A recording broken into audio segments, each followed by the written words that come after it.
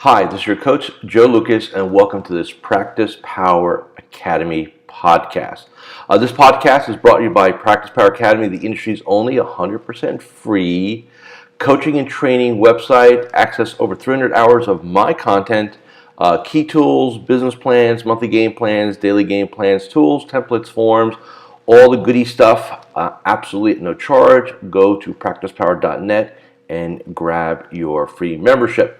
So today's podcast, what we're going to talk about is a little bit of a departure from what I normally do, which is, a lot of best practices and, maybe some motivational stuff or some inspirational stuff from here once in a while. I think a lot of times people kind of box me into this motivational guy, and I have been studying very successful practices for over 20 years. So what I thought I'd do today here is take some of the most important KPIs or key performance indicators that I think every practice, every advisor, every business owner needs to know. Recently, I had one of my clients, they flew into Orlando, them and their number two person, and we spent a full day analyzing, dissecting their business, their meeting process, their client onboarding process, all these things in a deep dive. And what's fascinating is in preparation, I asked a series of strategic questions. How many clients do you have, profitability, lifetime value, and I'm going to go over all these in a moment. And what's interesting is that most advisors do not have a concept. I think maybe 10 to 15% really can get their arms around this information, but I think most of us can't. A, because we've been too busy. B, we haven't thought about it. C, maybe we don't identify as a business owner. And what I've always found fascinating is a lot of my background is not in this industry, but in looking at other professional practices, other industries, and then bringing them here. I've got about over 40 KPIs, so about 40 different indicators, and as much as I'd like to spend the next 5-6 hours going over each one with you here, for the sake of time, I've picked several that I think are basic, kind of the 101s, if you will, and I want to just discuss each one with you, tell you why it's important, how it's relevant to your business, and hopefully to inspire you to go seek your numbers out.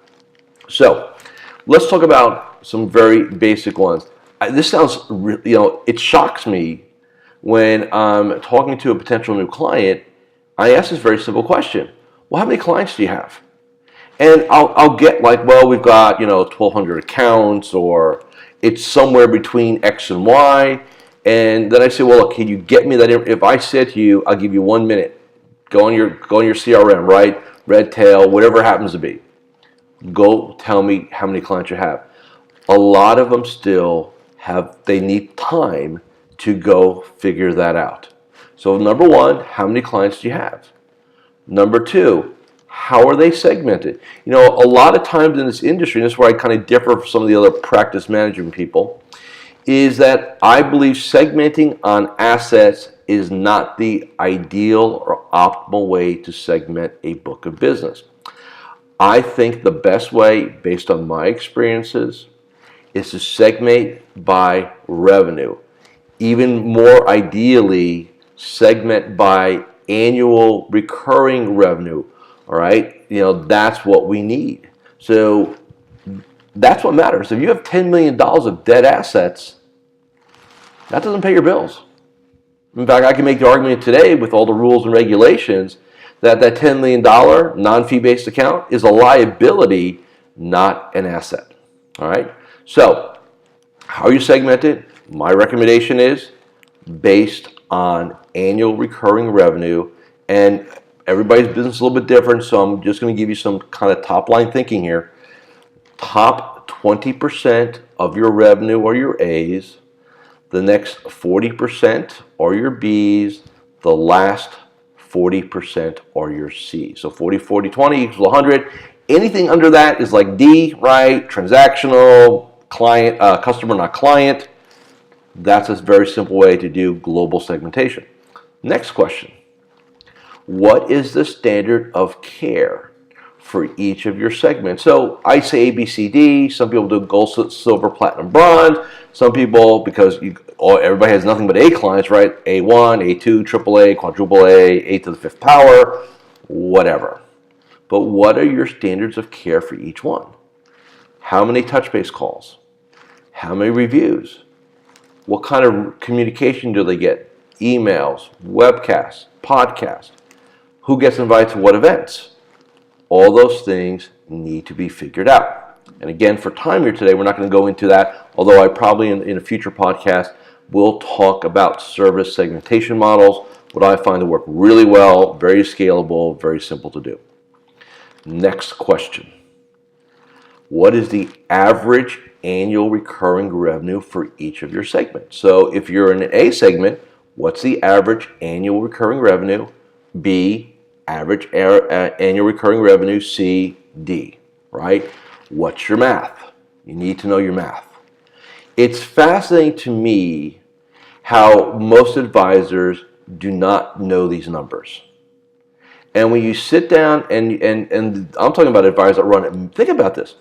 $1 million business or a multi-million-dollar business, and they have no idea they don't have their arms at all around their KPIs. And you can do that for a while. Here's the interesting part of all this. You can get away with that for a period of time, but at some point you stop growing. It almost feels like you're working harder just to keep up because you're not operating as a business owner. You're not operating with the information you need to make intelligent business decisions. Okay? So again, annual recurring revenue per segment. Next KPI. How long do clients stay with you? So we call it the average length of years of each one of your segments. So are your A clients, what's their average? Are they average 5 years, 10 years, 15 years, 20 years, 30 years? There's an average to each one of these segments. And yes, there'll be, you could have somebody that's been with you one day and then somebody's been with you 25 years or even longer, but we're always going to be able to get down to a mean. And we need to do that. Okay? So what is the average length of your client engagement per segment? Now, why is that important? Because when you know how long people tend to stick around, and look, there's always kind of exceptions to the rule, but there's a rule. When you know how long people stick around, you're going to be better equipped to make better strategic decisions around your business when you understand length. Okay? Next question. What is the average lifetime value of the average client in each segment? Here's how you figure that out. Let's say our A client, okay? Let's say our A book averages $20,000 a year of recurring revenue. And based on our analysis, they average a minimum, average out to about 20 years. So $20,000. Again, I don't want to get into but Joe, how about the market? How do we value market appreciation and R&Ds? And that's not what this is about. This is just about getting some top-line KPIs so you understand your business. So I've got an A client average of 20,000, and I've got them for 20 years. 20 times 20, throw some zeros, is $400,000, right? If you knew every time you took on a new A client, you basically for your business accrued $400,000 of gross revenue, you might make your decisions a little differently. You might look at your A clients a little differently. You might be willing to invest a little bit more in maintaining and nurturing those relationships if you're making a $400,000 decision versus a $20,000 decision. That's why these numbers are so important. And then you go through your B and your C and your D and you come up with your segments, right? You understand the term we give this is lifetime value.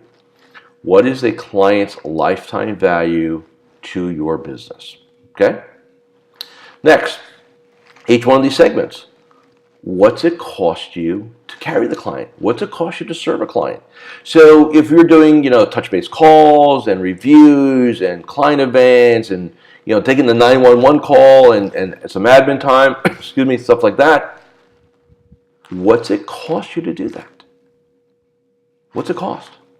Most advisors have no concept on cost. In fact, when you grow up in this business, look, and I think most of us grew up in a wirehouse or a large firm whose whole concept was go do more, go get more clients, go get more assets, and it's the business of more, right? They never taught you, they never spoke about, they never gave you a concept on client profitability. So what you need to take a look at is on your A's, how much of your time, how do you value your time? Not one of these KPIs, but one of the 40 is how do you determine what to charge your business for your time? Because if the business is another entity, you're technically an employee of that business, along with everybody else. What's an hour of your time? How do you build your business out? Again, we're not going to get into that today. I would say to you, again, globally speaking, it's rare. It's very rare that you have a household that's in some sort of fee-based, advisory, financial planning type relationship. It's very rare that it's less than $1,000 of cost. And typically, if you're talking A-level with events and things like that, it can easily range anywhere from $2,500 to $5,000 a year cost to carry an A client. So that's why you need to do your analysis. Now, how do you come up with that is the next question you're going to ask. It's not exact science, but what you would do is take all your overhead minus your comp out, have a number, and then you would start applying it to the various segments. And then if you want to do a second analysis, you would put your time back in. But again, you're drawing a salary from that. So there's two different ways to do that. We don't want to get into the weeds here too much on this podcast, but you've got to have a sense of what does it cost your business to have a client. Because a lot of times, think about this. If you've got a client that has, let's say $1 million with you, and and let's say only 100,000 of that's advisory, and let's just keep the math simple. It's $1,000 a year gross revenue, but your brain goes, oh, it's $1 million relationship. That's an A client, right? That's a double A client. Who knows? It's not. The reality is they could walk away today and you would hardly feel the impact economically. What happens is emotionally, you get caught up because you see $1 million leave. And so I want to make the statement here while I'm thinking about it. We've got to, as an industry, get off this concept that, well, I've got $100 million under management, or $50 million under management, or $250 million under management. If it's not optimal assets, if it's not producing revenue, if the relationship is not profitable, it's a false positive. And if you grew up in a wirehouse environment, you were conditioned, think about this, conditioned like a dog, to think about assets. More and more and more. And if you start stripping away what's not really profitable, what's not paying, it's okay to have a small look. I've had clients shed 20, 30, 40, up to $50 million of assets. Because when we analyze them on a household by household basis, and I have a way of scoring them, by the way, and I don't want to get into scoring clients right now, but when you score them out and you say, well, look, I've got, look, this, Mr. Jones has $4 million. It's in GE stock. He inherited from his father. He'll never go fee-based. I've talked to him about it. He doesn't want to liquidate. He doesn't want to reduce his risk. He doesn't want to reallocate. All you have there is potentially a non-paying ticking time bomb from a compliance standpoint, or God help that he dies and the children aren't happy with what you did. You cannot, in this day and age, afford any more pure liability. So the other piece of profitability, and it's really hard to assign this, what are your risk costs? Because that's part of it. What is the risk in this relationship? So you really need to take a look. And I know we're all busy trying to make more money and grow, and most of you are running around with your hair on fire, just trying to get through your to-do list and your meetings and stuff. You have to carve out strategic time, even if it's a couple of days, and shut your phone off, turn off the internet unless you need the internet to get your data. You need to figure this out. Next question. What's it cost you to get a client? So what's it cost you? And that, by the way, that could vary from a $10 gift card and maybe a dinner because you get a referral, right? To some of my clients are doing radio, seminars, webcasts, strategic alliances, networking. So when you look at all your marketing costs, right? When you're doing events or outreach, when you look at how many new clients in the last 12 months versus the budget, again, no, we're not going to put your time in here. What's it cost you to acquire a client?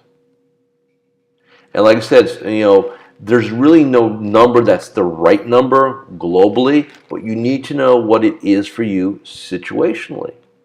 I'm often asked, and I don't want to pivot too much here, I've been often asked, Joe, what is the right percentage? How much should I be spending on office space? How much should I be spending on marketing? How much should I be spending on staff? And there are various, and I'm sure you can do your own research and find different organizations and entities, and sometimes I think they're valuable, sometimes I don't. Is it really, the word depends. When somebody asks me that question, I say, well, it all depends.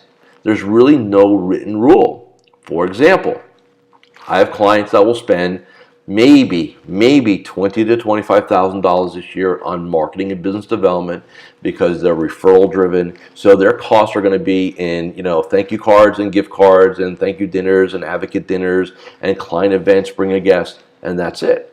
I've got clients who will spend well over $100,000 this year in marketing and business development because they do dinner seminars, they have a radio show, they have a social media, basically a person on staff to do social media, and you can really get up in your costs there. So again, $20,000, $100,000, 5x differential.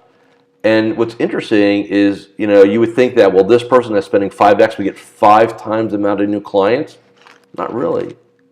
It's maybe 2x here versus this person. Again, if you're running a really tight referral program. So you need to have the data on this. So what's it cost you to acquire a client?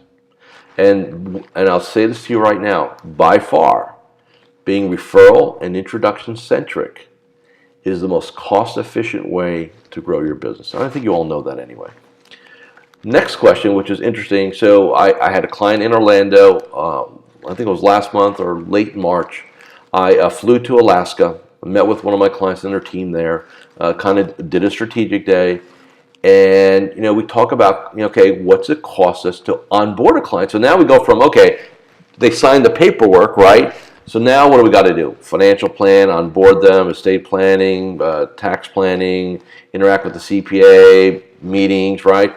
What's it cost year one for you to onboard a client? And what's fascinating about that, when we did their math, and I don't have it here in front of me, but it was a minimum of $5,000. In some cases, it was a really complex scenario. It could be up to $10,000 of cost first year to onboard them and kind of get them into our system, right? Get them into our process, our protocols. What's it cost you? Recently, I visited a client who does a lot of financial planning, and this person, and they're very gifted at what they do. When we sat with them in their office, and I said, what's it cost you to produce a financial plan for a client? And that's a very important question, especially if you're doing planning, especially if you're charging for your plans. And I'll make the statement now, your plans have got to be, they have to have their own P&L. The days of, well, I give away the plan so I can go get the asset, that is not what the future looks like. Very different. So planning has got to, my term is planning has to have its own P&L. I'm not saying it to be wildly profitable with it, because rarely that's the case. I can't make it a loss leader either. I need to be at least revenue neutral with it. So getting back to my story. So we sat with their team, and I said, and their planner, their number 2 person was there. I said, how many hours did you spend on this? What's your, what's the math? What's your salary? And what we found was that the average, again, full blown, whether it's a Money Guide Pro or eMoney or whatever you got, whatever the package they're using, if it's a sophisticated scenario, it's anywhere from $5,000 to $8,000. Well, they're charging $3,000. It's almost like I'm going to give away steak sandwiches, but I'm going to charge hamburger prices. The more you sell, the faster you lose money. And that's a business case. It's business 101, right? Cost of goods, margin. Most advisors don't even think about it in those terms. So I need you to think about it in those terms. So what's it cost you to onboard your client? What's it cost you to produce whatever it is you need to produce for them? Very, very important. So again, I just wanted to take some time today to share with you some of these KPIs to hopefully prompt you to carve out some time in May or soon as possible to sit down and really get your arms around your numbers. Again, a lot of people in our space look at me, this motivational guy, and I'm saying to you, you've got to do a deep dive into your numbers. Okay? A couple of things real quick, and then we'll get you back into your day. So, number one, again, depending on when you're watching and listening to this, on Wednesday, May 10th, I will be hosting our monthly Academy webcast. Really cool topic, Advisor 2025, the Magellan Practice Model. It's something I did last year in Puerto Rico for my Magellan study group. So the data is it's not a year old. It's actually been a year validated, quite frankly, when I looked at it. I'm going to share that with you so that you can kind of maybe start thinking a little bit differently about what kind of practice you need to evolve into. And then again, please take me up on my offer. Go get my 300 hours of stuff. No charge. My gift to you.